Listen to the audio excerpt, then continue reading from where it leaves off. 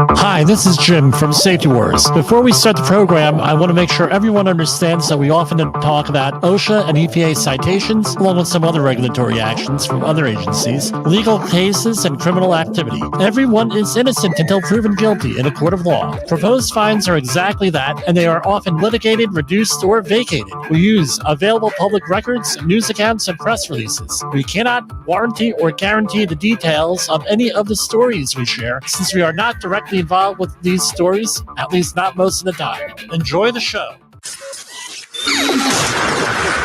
This show is brought to you by safetyfm.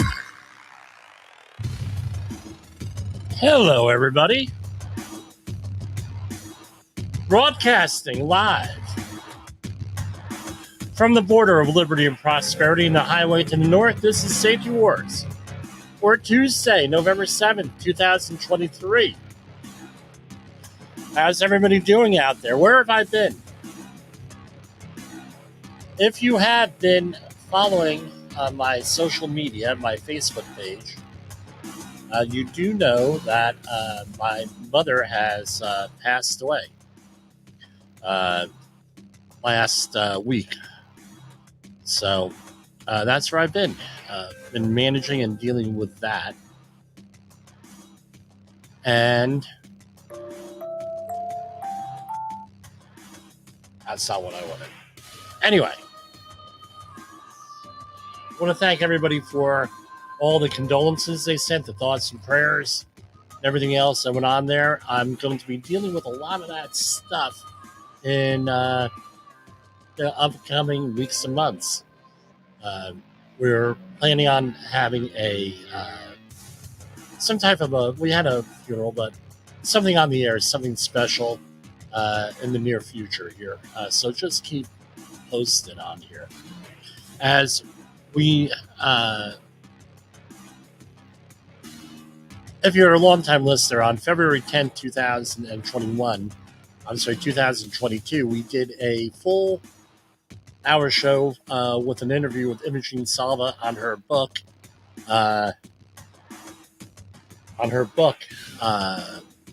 One Star Way, and it details her family. I'm just making sure we're on the air here.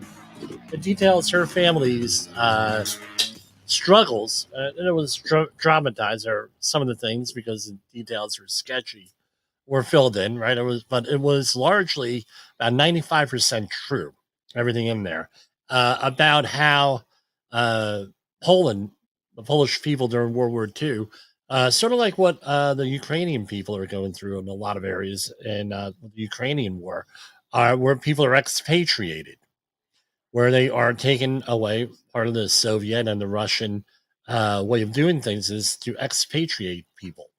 That is to take them out of the country and put them into re-education centers and camps, and making them Russians, essentially.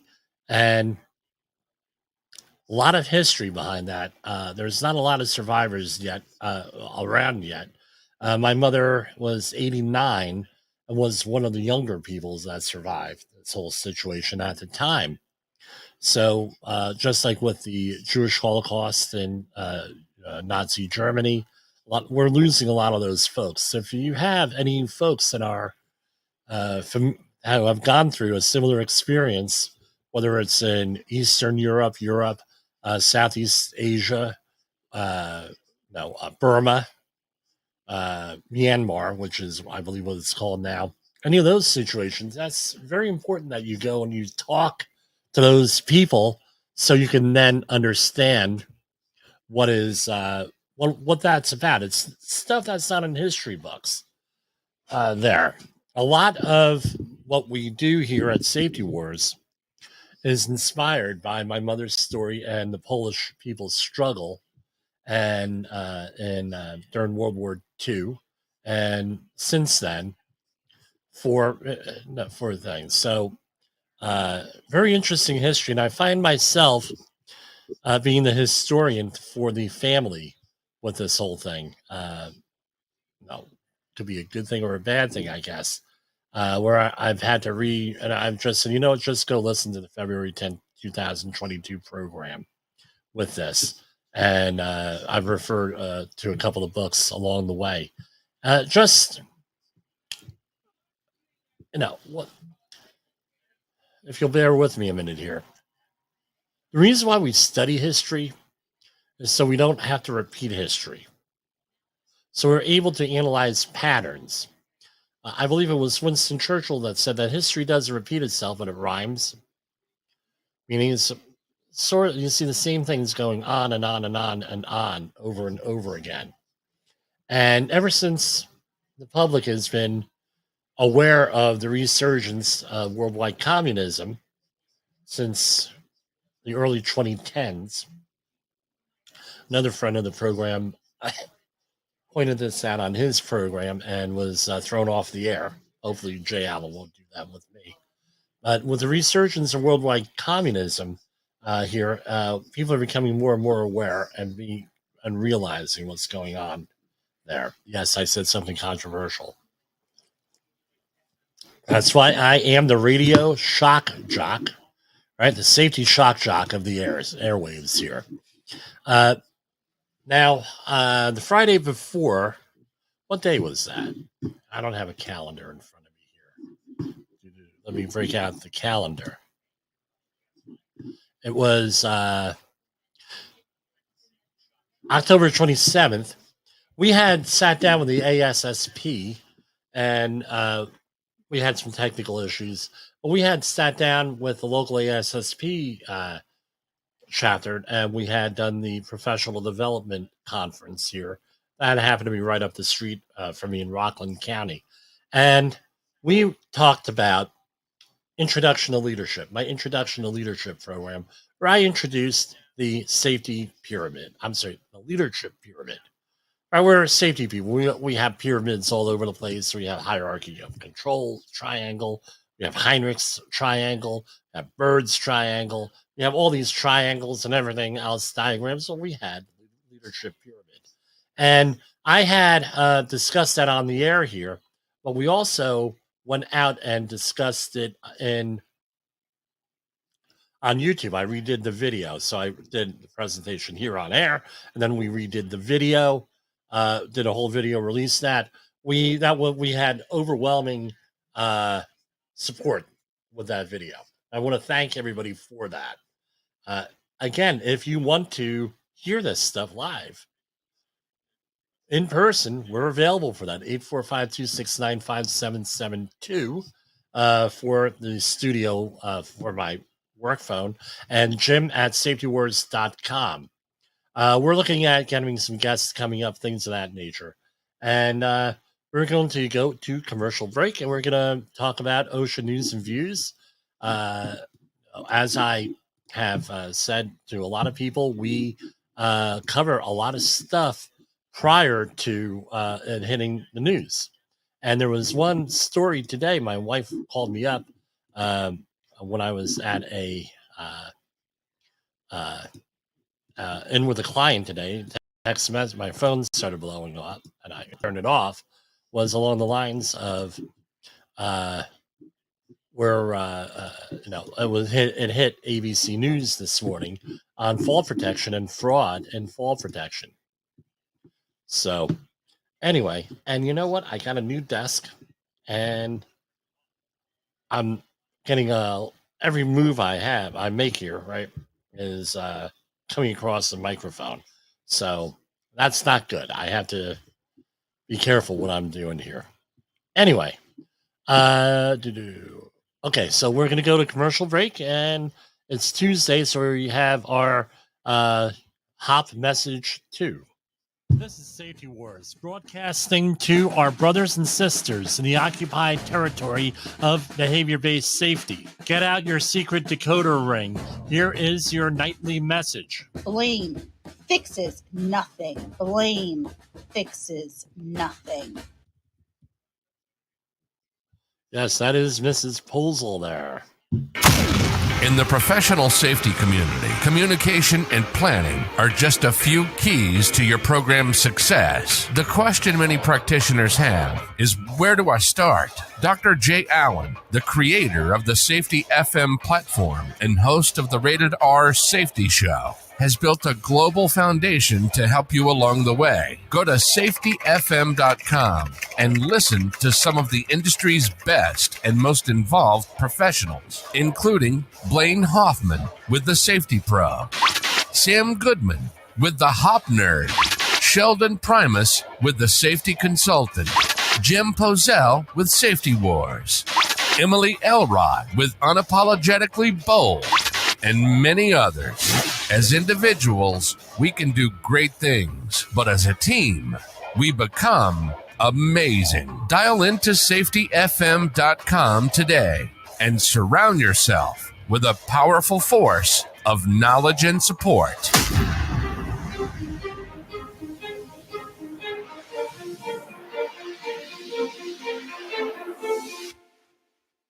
OSHA recordables, catastrophic losses, environmental disasters. You want answers? So do I. This is Jim Poesl with Safety Wars. That's my daddy!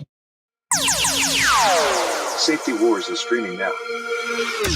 safetyfm.com. So this morning, I get my text messages and phone going off. Hey, Jim. They were talking about safety, and they were talking about construction accidents in New York. And I said, okay, well, let me see what this is. Now, New York, I'm going to talk. I have conversations with clients with this all the time that work in New York. And this is New York State, not only New York City, where we discuss. And I know they were like, well, Jim, you're scaring me. Jim, blah, blah, blah. This stuff doesn't happen. Jim. And I had a conversation with a potential customer this morning from a very large company that we've all heard of. And as I always say, and they had, and I said, look, I said, how long have you worked in New York State? And they said, well, Jim, first job in New York.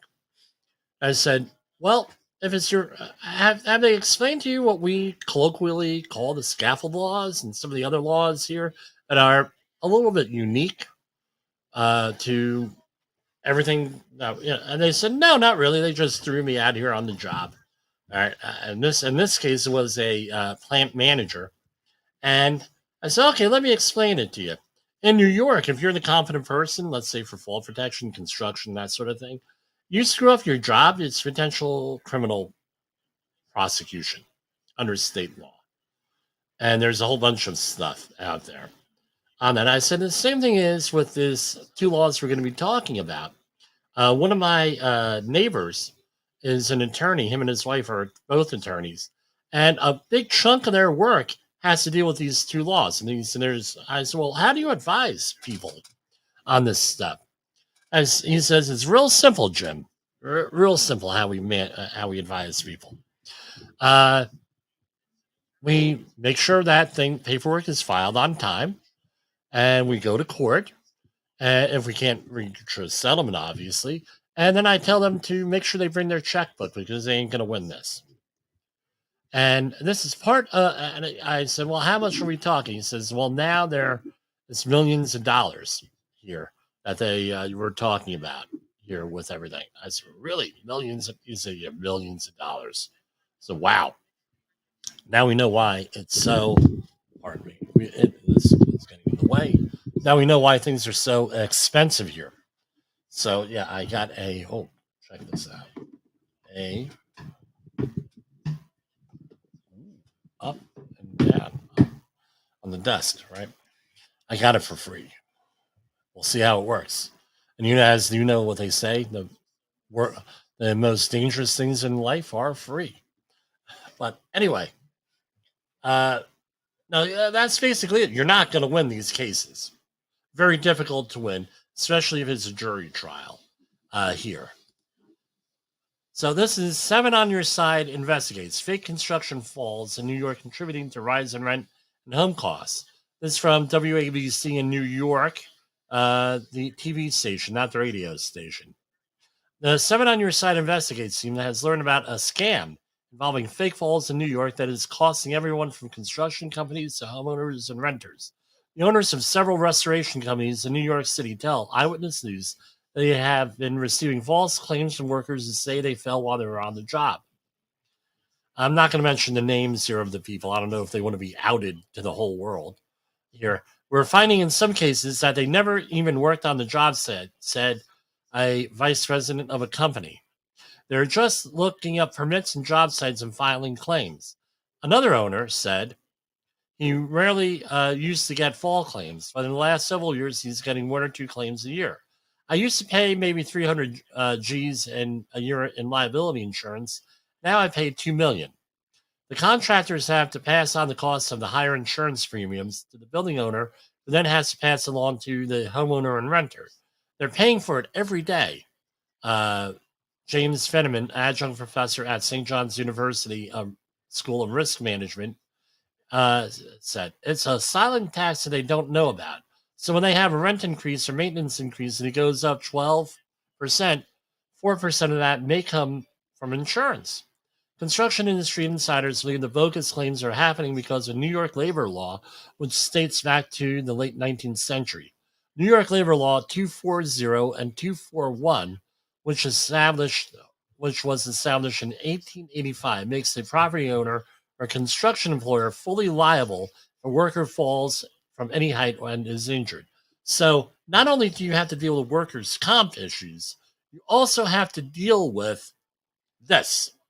This is separate from workers' comp. All right. Jay Allen made a comment today. We got a lot of people doing this. Now, I talk with my hands. It's, the way I am.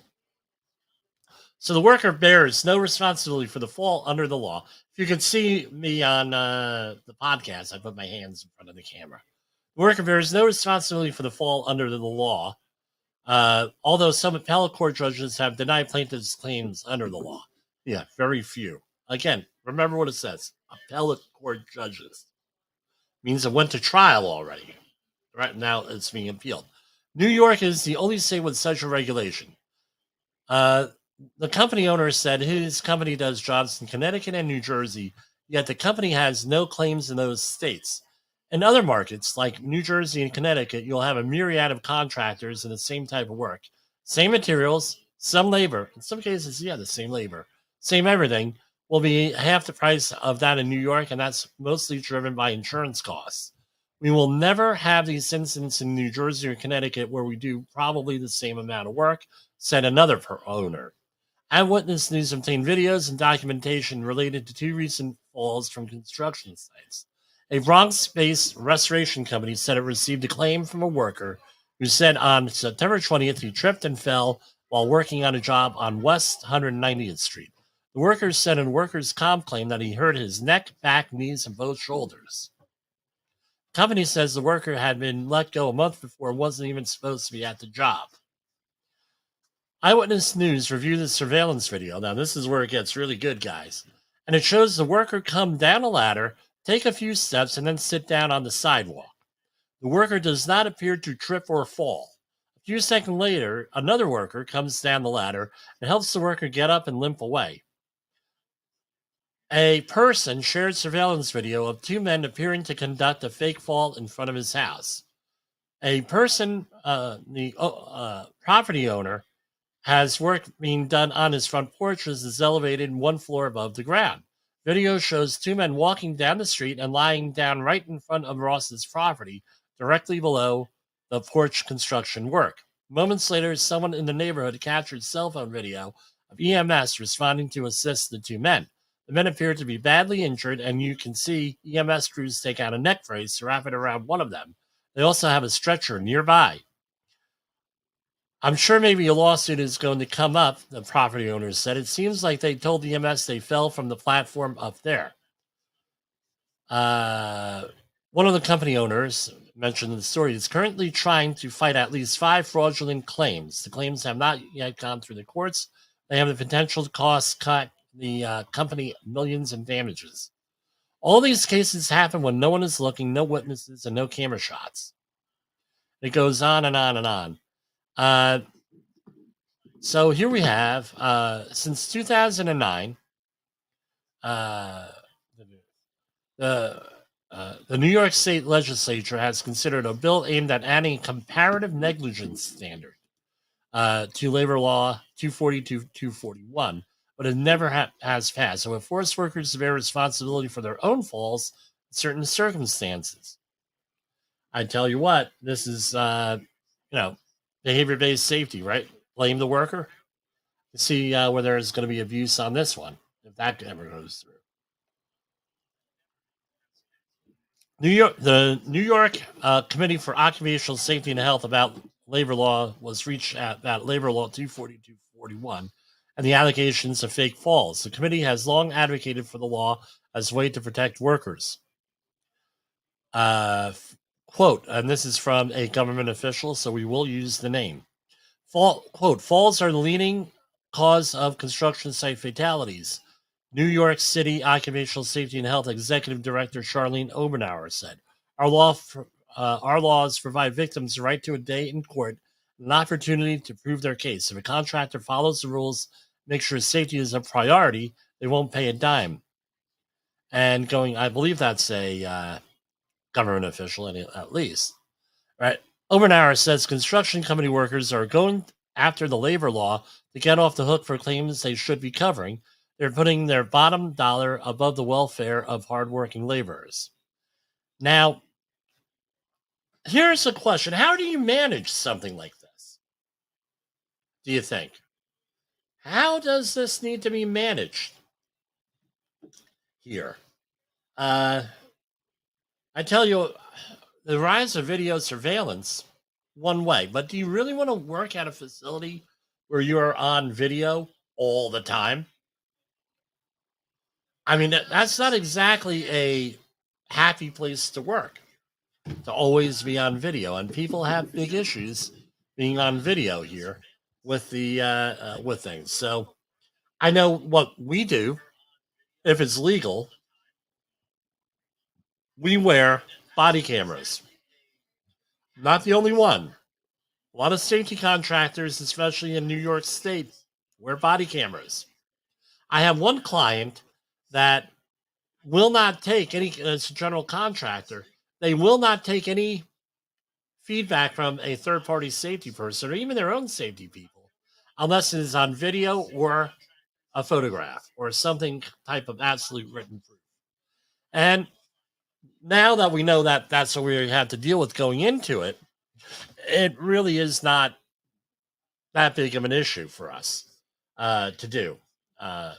With it. No, not really a big issue for us because we know what we're going into. And it's along the lines of, I have some of my employees, well, Jimmy, this is going on. Well, do you have a video? Do you have a photo? Do you have a recording? Do you have an email? And what happened with one of my clients, they refused to believe the safety person, the third-party safety people, my people, and so they hired another third-party safety person to go out there. And then they were shocked on the crap that was going on out there. Absolutely shocked. I said, well, look, human and organizational performance, your reaction to things matters. When people report things, they're either fired, disciplined, made fun of. All 13 of the Saul Alinsky's rules for radicals come into play with you. What do you expect? And I can have these frank discussions with some clients. What do you expect? You're at each other's throats here. The incentive, and workers work based on incentive. The incentive is after they get treated that way, is to not report anything. The way it is. Hi, Jessica. Yeah, my daughter is leaving. Okay. My daughter had a little accident with her chair breaking today, apparently. So she's telling me about it. Okay, honey. So, anyway, let's take a brief break and we're going to go into some other news.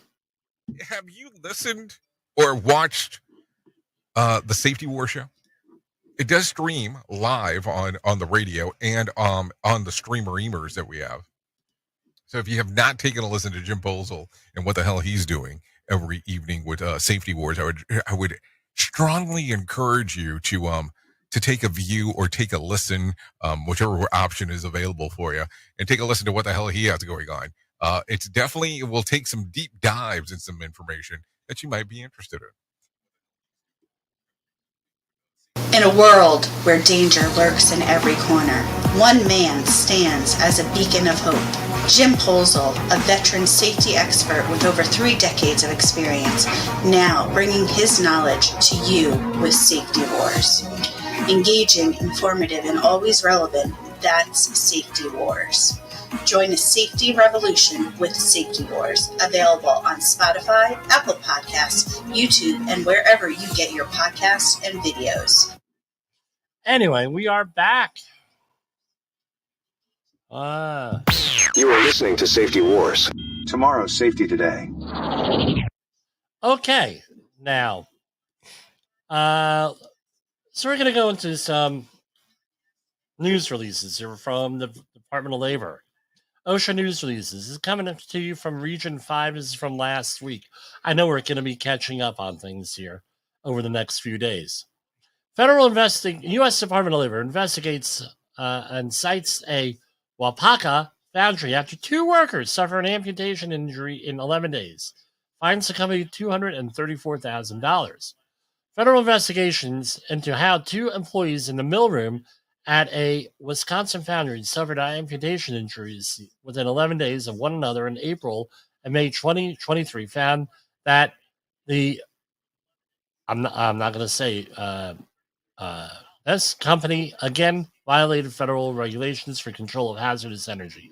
An investigation by OSHA at a certain facility determined a 29-year-old employee suffered a fingertip amputation on April 27th when their hand was dragged into the pinch point between a chain link conveyor belt and a discharge chute as they removed the jammed parts.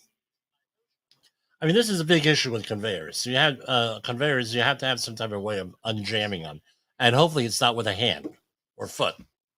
On May 8th, 2023, the hand of a 20-year-old employee on the job for about 6 months, again, relatively new, was caught between a part and the stand grinding reel, which also led to a finger amputation. Wow. Okay.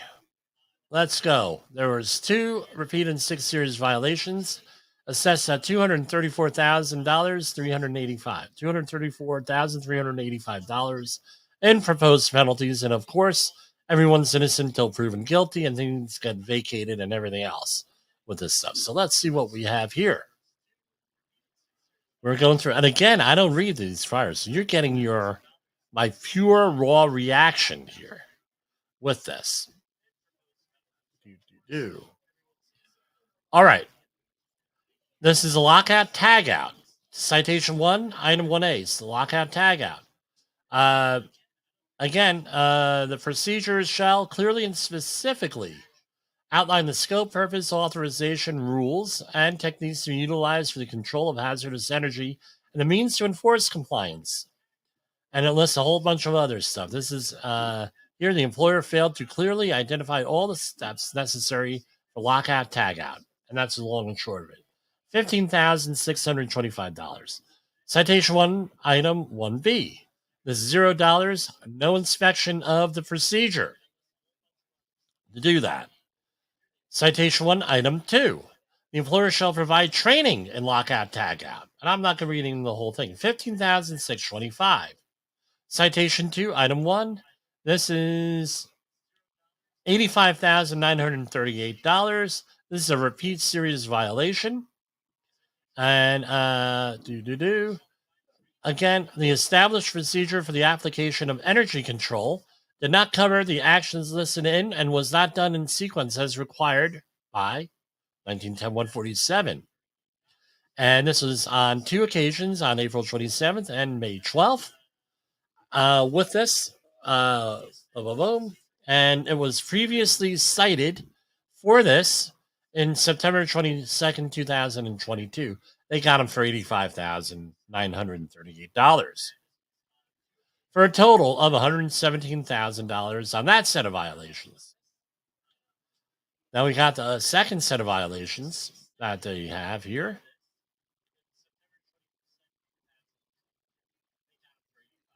So down. Okay, citation 1, item 1, type of violation, serious. Types of guarding, one or more methods of machine guarding shall be provided to protect the operator and other employees in the machine area from hazards such as those created by point of operation, ingoing nip points, rotating parts, and flying chips and sparks. Again, this is a serious violation, 15,625 proposed.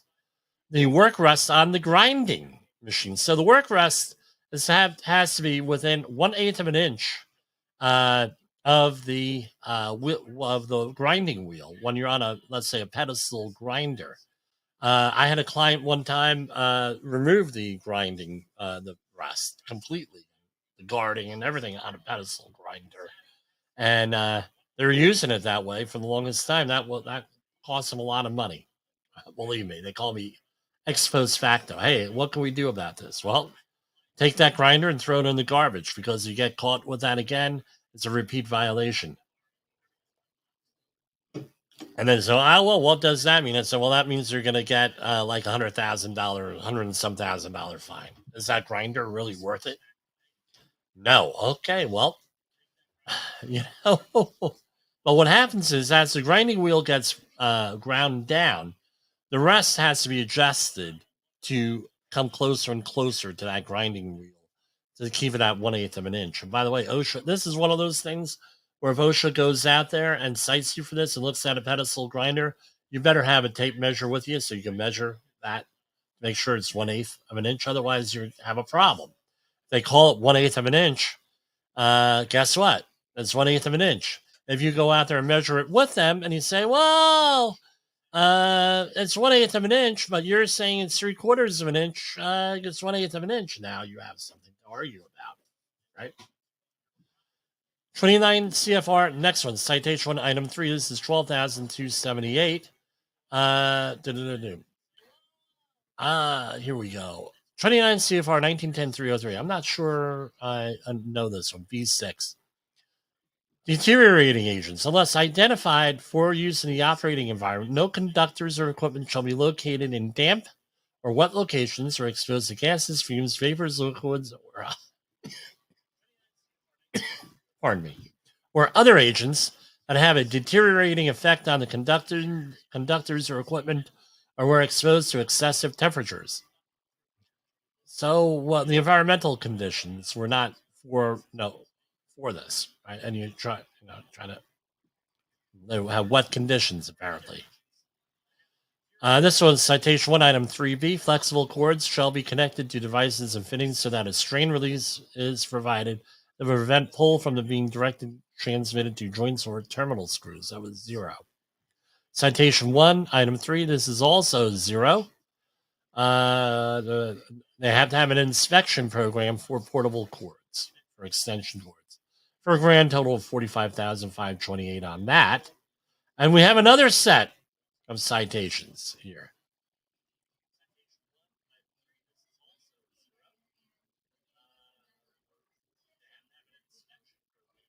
Going down. All right, here we have citation 1, item 1, serious. The employer must ensure guardrail systems are capable of withstanding without failure a force of at least 200 pounds, applied downward or outward within 2 inches of the top of the edge and at any point. All right.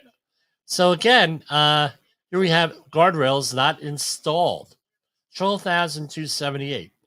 And here we have a repeat serious violation, 1910-305. I'm not familiar with this one, so let's read it.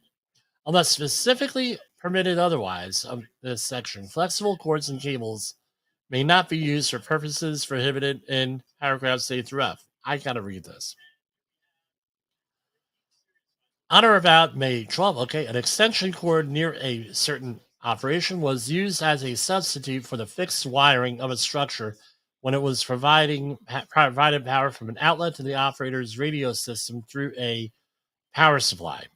The extension cord was wrapped around a steel structural members to reach the operator's area where the radio was mounted inside a steel box to protect it from the environment. We have another one.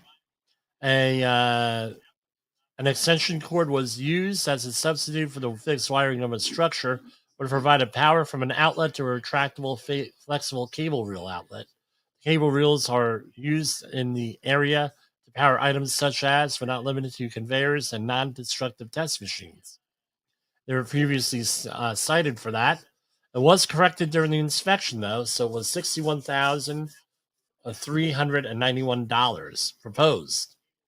So this is a lot of money here, with this. And hold on right here. I gotta save this one.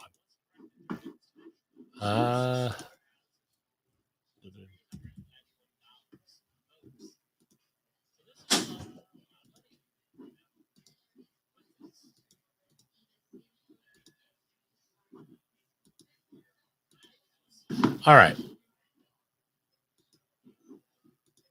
Federal investigation of amputation finds another amputation. Finds a company again failed to protect employees from machines moving parts. And this is I don't know what kind of company this is. All right. So they do not link the investigation here, but I'll just read the press release. For the third time in 5 years, federal investigators have found a nationwide provider of ready-made pasta sauces and meals failed to show workplace safety requirements to prevent workers from coming into contact with moving machine parts. Once again, our inspectors found a company ignoring federal, I'm not saying the name of the company, ignoring federal safety requirements to make sure dangerous machines are guarded or fully de-energized before they are maintained or serviced. And this is a repeat one. OSHA cited the company for 2 repeat and 8 serious violations and assessed $297,000 in proposed penalties. Specifically, inspectors found the company did not make certain employees follow lockout or tagout procedures while servicing and maintaining a sauce line equipment and other machines. Investigators also learned the company did not perform and document annual inspections of machine-specific lockout tagout procedures, a violation which they were cited in 2020. So here we go again, not installing a guardrail. Not installing a guardrail. Storing chemicals in a room without adequate mechanical ventilation. Not fully implementing a confined space program. Not developing, documenting, or using lockout tagout procedures for several machines. Failed to inspect slings each day before use. Again, you got to show that you're inspecting stuff, right? That's why checklists are important, folks, right? Not affixing alloy chains with permanent durable information on size, grade, or rated capacity and reach. If you're using a chain or anything other sling like that, you got to have labels on it. Again, I did an audit on Monday of a facility, and what we discovered was no labels on a lot of stuff, or illegible labels on fall protection. Got to get rid of that stuff. Lacking adequate machine guarding and not enclosing chains and sprockets completely to protect employees from injuries. Here's our next one. Federal workplace investigators have determined a construction contractor could have prevented a 34-year-old steel worker from suffering fatal injuries after a 60-foot fall at a company. It was an electric car plant by following legally required safety procedures. And this happened in April 2023. And the company was cited for 1 willful and 1 serious violation and proposed penalties of $160,724. And let's see what we have here. Company name. We're not going to go into it. This is in Elabelle, Georgia. I've driven by this plant. Guardrail system safety. This is citation 2, item 1. Well, let's go. Citation 1, item 1.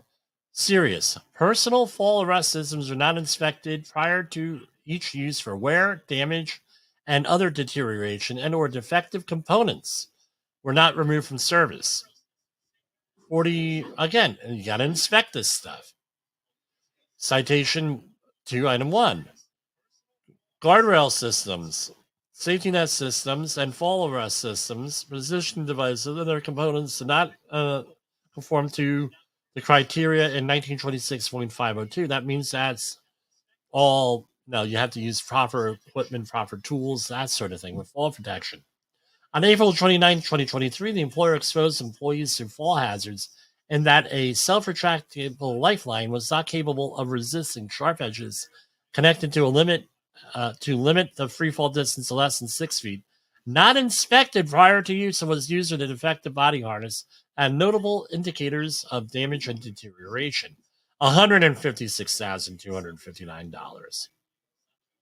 Right here we have,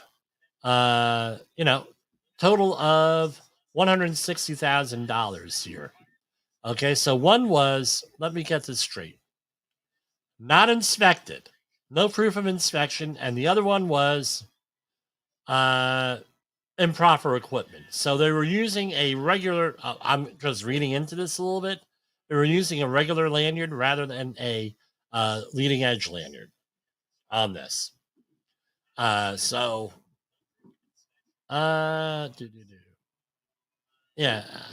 I don't know what to say. I'm taking these and I'm sending them out to my clients tomorrow. This is a somewhat local story here. U.S. Department of Labor cites Long Island roofer for safety failures after worker suffers a fatal fall at a Clinton Cove work site. So this is $522,527. And this is roofer's fault on April 14th. This is going to be a big one. So let's see here. Again, fall protection. And and by the way, this is with the laws that we talked about at the beginning. Get out your checkbook on this one. Let's see. I'm going to try to, let me do Kreskin the Great. No fall protection, no training, and no competent person. Okay, let's see what we got here. I haven't read this. The employer did not train, ding, ding, ding, ding, ding, each employee exposed to a fall hazard in accordance with requirements of 29 CFR 1926.61. Yes. On fire. This violation most recently occurred on 2 dates at a place in Glen Cove. $6,875. No training. Citation 2, item 1. Type of violation, willful. Each employee engaged in a steel erection activity who is on a walking and working surface with an unprotected side or edge more than 15 feet above a lower level was not protected from fall hazards by guardrail systems, safety net systems, personal fall arrest system, position got on the bump. So this is a subpart R situation. Iron workers in right involved in steel erection. Yes, steel erection means putting together beams, not another kind, right? Putting together columns and beams and everything else. This company did not ensure that employees use fall protection while engaged in steel erection activities 15 feet or more above lower levels. This violation most recently occurred between on or about April 11th and April 14th. Employee number 4 was staging materials on the roof of the building as they were being unloaded by the delivery truck. Employee number 4 walked and worked on the southeast/west edge of the building while being exposed to fall hazards without use of a guardrail system, safety net, blah, blah, blah. And it's something. You needed something. And number 2, the company does not ensure that employees use fall protection while engaged in steel erection activities 15 feet or more above lower levels. So you're saying, well, Jim, what about this 6 foot or more? Yeah, that's great. But if you're involved in subpart R work, it's 15 feet or more. But most of the jobs that I'm on, they still enforce the 6 foot rule. Because what happens is everybody becomes a iron worker at that point. Iron workers could do that 15 feet. Oh, they don't need that. Oh, we're all iron workers. Now we don't have to worry about anything. They don't need to while you're 30 foot above ground. That's $85,942. Citation to item 2, serious, another $85,000 here. Each employee engaged in a steel erection activity who's on a walking and working surface with an unprotected side edge, right? So this is A1. Hold on, let me scroll back. This is A1. So this is a per occurrence type situation here.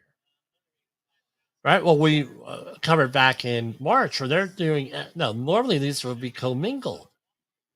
These are not being commingled anymore, these violations. It's per thing. And no, another 3, citation to item 3, another one, commingled here.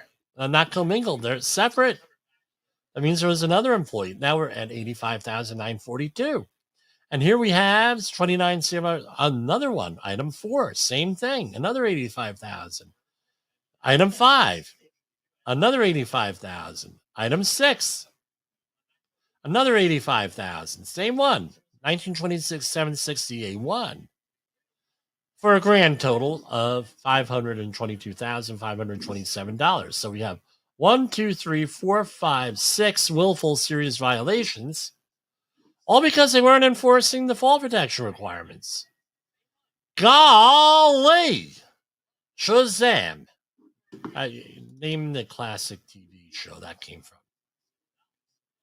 Here we have one here with, this seems like a multi-employee job site situation here. U.S. Department of Labor cites 3 Jacksonville contractors for exposing workers to potentially deadly cave-in hazards at a Middleburg work site. So on July 27th, OSHA observed 3 employees working at a Middleburg worksite in an unprotected trench about 8 feet deep, 55 foot long, and 9 foot wide, installing casing around an existing sewer line. The trench lacked shoring or trench box to prevent cave-ins. Investigator also saw a superintendent employed by, looks like, the project's general contractor, standing on the trench's edge, and the owner of another company in a excavator watching employees working. So you had employees in there and you had 2 companies watching. That's the situation. OSHA cited all 3 employers with 1 willful violation for exposing employees to cave-in hazards by failing to shore the trench or use a protective system such as a trench box. The agency also cited each employer with a serious violation for placing soil piles on the leading edge of the trench, exposing workers to struck-by hazards. OSHA proposed $65,182 in penalties for 1 company, $33,261 to the other 2 companies, each, the other 2 companies. So, background. Recently, OSHA announced enhanced nationwide enforcement and additional oversight to support its national emphasis program on preventing injuries related to trenching and excavation hazards. And they have all different types of information on OSHA.com. Quote, trenching hazards are well known throughout the construction industry, and fatal accidents can occur in the blink of an eye. Supervisors and owners of companies that send workers into trenches while bypassing life-saving precautions, this was written by a computer, you can see that, show a willful indifference to placing their employees in life-threatening situations, said OSHA Area Director Scott Tisdale of Jacksonville, Florida. Fortunately, we were able to correct the hazards before a cave-in occurred. Now, this is my issue here, all right? Here we have $65,000 in penalties, and there was no fatality. What about that situation at JFK Airport? That was like $65,000. There were 2 fatalities there. Explain to me how, and that was for 1 company. Explain to me how this is fair. Pick one, guys. Be consistent in your enforcement. What I'm saying here, because you're making, you got to be consistent here.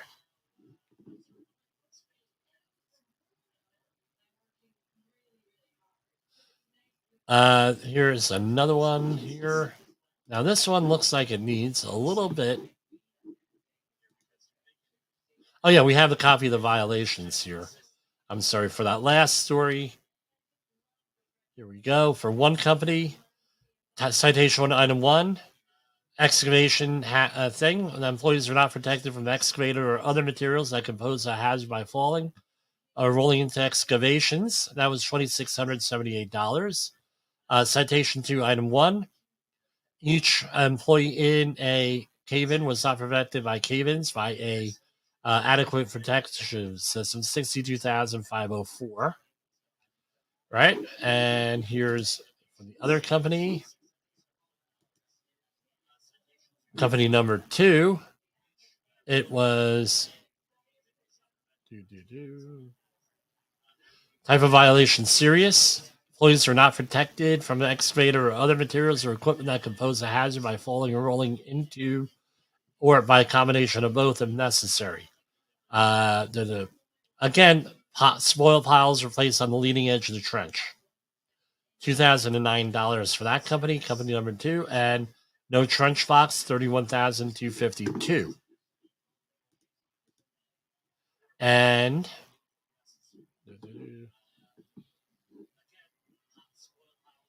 so, and the other one was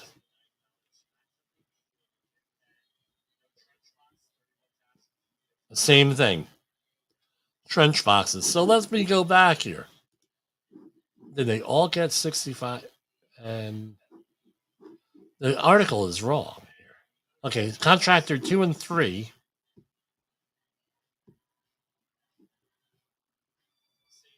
Okay, no. The article is right. Okay, it's me that can't read.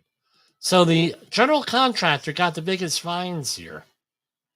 And it was, of $62,504. Pretty interesting there. Again, same thing with that. Right, protecting the workers. Here we have U.S. Department of Labor finds Wisconsin workers' fatal 2023 injuries occurred on a machine that 3M company identified as hazardous in 2022. One of the world's best-known manufacturing companies could have prevented an employee at a southwestern Wisconsin manufacturing plant from suffering fatal injuries after becoming caught in the machine's rotating rollers in May 2023 by following federal state workplace safety regulations. U.S. Department of Labor's OSHA began an investigation after the 3M company reported death at its Prairie du Chien facility. OSHA inspectors learned the employee was helping to set up a plastic extrusion line when they became caught.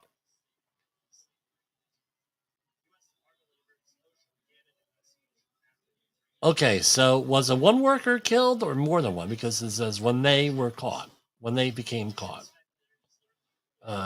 OSHA helping to set up. Okay. Should be either he or she became caught when they became caught. The agency determined the 3M company violated federal regulations for the control of hazardous energy during setup, servicing, and operation of the machine. The incident followed the company's assessment of equipment at its U.S. and Canadian plants in May 2022 after a fatality at a 3M facility in Alexandria, Minnesota in February 2022. The tragedy of another employee's death in Wisconsin is compounded by the fact that the company completed a corporate-wide review and determined powered rollers were hazards and in need of safety improvements. Explained OSHA Regional Administrator Bill Donovan in Chicago. The company must address these hazards immediately to protect employees from serious injuries or worse. Well, what do we have here? $312,000 in fines. Citation 1A. Item 1A, type of violation, willful, serious.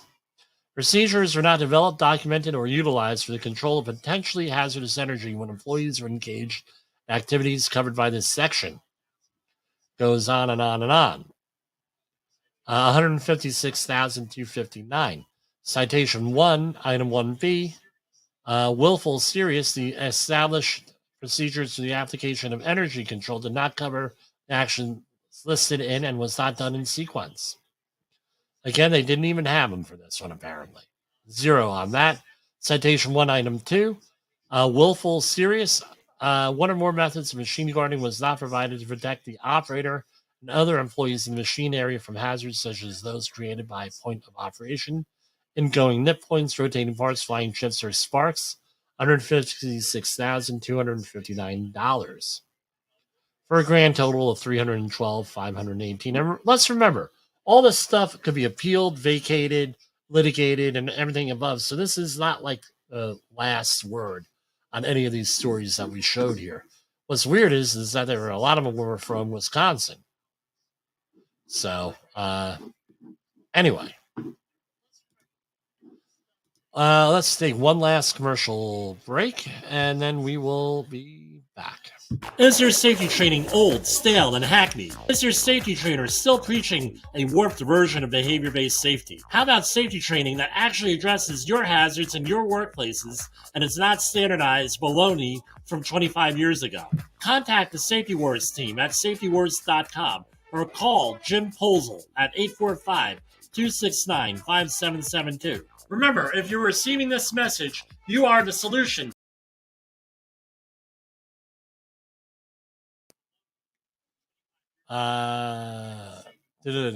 What else we got going on here?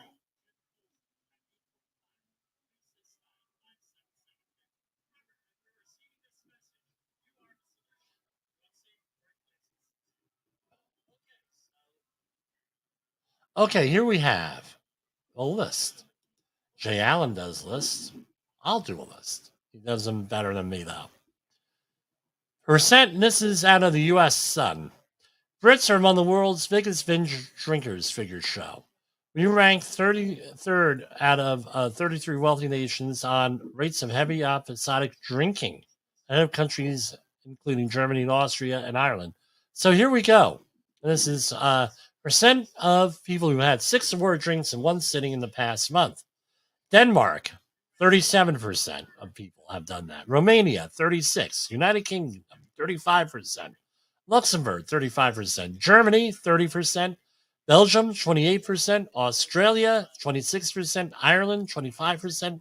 Iceland, 24%. United States, 23%.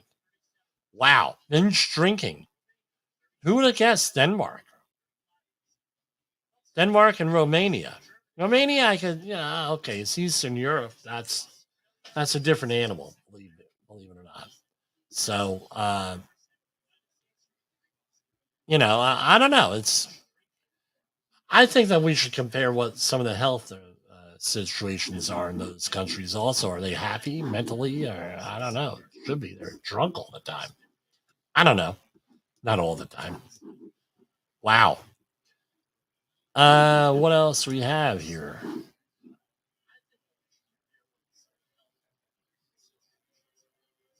And we have I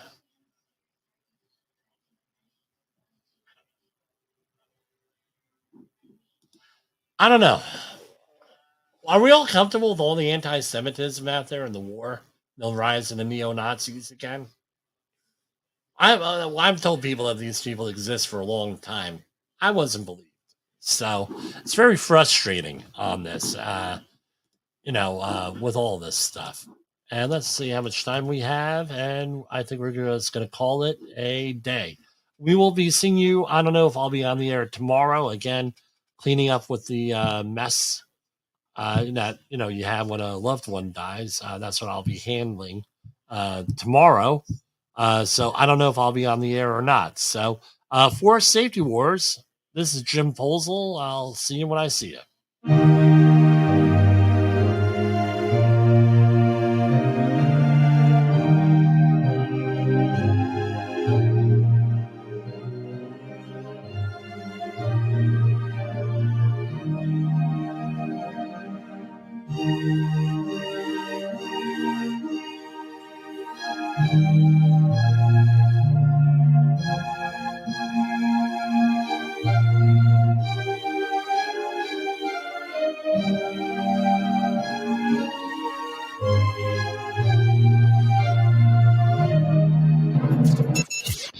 The views and opinions expressed on this podcast are those of the host and its guest and do not necessarily reflect the official policy or position of the company. Examples of analysis discussed within this podcast are only examples. They should not be utilized in the real world as the only solution available, as they are based only on very limited and dated open source information. Assumptions made within this analysis are not reflective of the position of the company.